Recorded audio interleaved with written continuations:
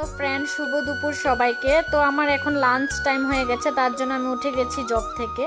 তো দেখো, লাঞ্চ টাইমে উঠো আমি কি করছি। এখন চলে যাচ্ছি স্নান করার জন্য। তো স্নান করে চলে আসলাম। এবার তো অনেক ঠান্ডা লাগছে স্নানটা করার পরে। আমি এখানে চলে আসলাম জামাটা মেলার জন্য। তো এটাকে আমি শুকোতে দিয়ে দিলাম। আর এখানে যে রৌদ্র উঠেছে দেখো কি সুন্দর লাগছে। আর আমার ঠান্ডা লাগছে স্নান করে, কি বলবো। আর তার জন্য তাড়াতাড়ি করে দৌড়ে চলে আসলাম রৌদ্রতে দাঁড়ানোর জন্য। আর এখানে জানি কি একটা শুকোতে দিয়েছে। তো আবার চলে আসলাম রুমের ভিতরে। এখন তো পুজো দিতে হবে, পুজো দিইনি। তো চলে আসলাম আমার কৃষ্ণ ঠাকুরকে পূজা দেওয়ার জন্য। তো আমার পূজা দেওয়া হয়ে গেছে।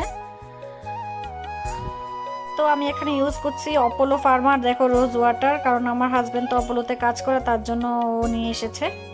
এখানে এমনিতে এরকম ঠান্ডা পড়ে না, কিন্তু তাও ঠান্ডা লাগে। তো যাই হোক, তবু ঠান্ডা করে আসলে খুবই ঠান্ডা লাগে। আর আজকে আমার রেসিপি হলো ডাল রান্না করেছি আর শুটকি চাটনি করেছি। কার কার শুটকি চাটনি দিয়ে ভাত খেতে ভালো লাগে অবশ্যই কিন্তু বলবে। তার মধ্যে আমার হাজবেন্ডও চলে আসলো। আর আমার জন্য কি এনেছে মনে হচ্ছে, বলছি কি এনেছো আমার জন্য, দেখছি যে পিনাট এনেছে আমার জন্য। তো যাই হোক, একটা তো কিছু আনলো আমার জন্য। তো উনিও ভাত খেতে আসলো, উনি ভাতটা খেয়ে ফেললো। আর আমি এটা নিয়ে বসে গেলাম খাওয়ার জন্য। আর ওনার এখন যাওয়ার সময় হয়ে গেছে, এখন উনি চলে যাচ্ছে। আমি টাটা করে দিলাম। আজকের জন্য ব্লগটা এতটুকুই। সবাই ভালো থেকো।